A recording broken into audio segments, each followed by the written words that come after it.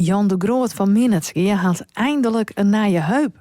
Zo'n september stiet er al op de wachtlijst, want heup- en knibbeloperaties zijn aanschaald omdat er meer capaciteit nodig is voor coronapatiënten.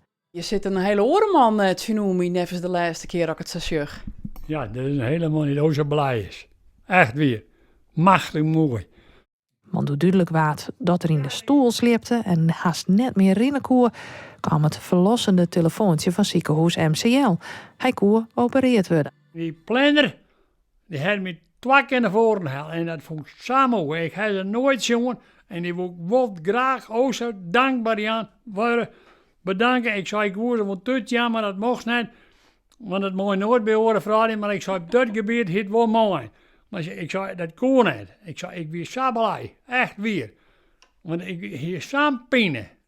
Zei je achterna net van ik hier beter onjamatten hoe heeg die pine wie, want doet dat duidelijk waar, hè? Ik de huisdokter zei in het ziekenhuis van ja, de groot moet onmiddellijk komen.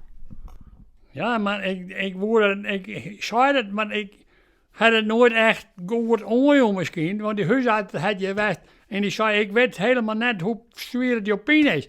Nee, maar ik zei, we kennen dat ik woe net lastig werden. Maar hij zei, dan ben je net lastig als je zo'n pijn hebt. Want je wil graag geholpen worden, maar ik zei, maar die corona wil ik er net zo echt in omdringen. Want ik zei, die mensen het smoor druk.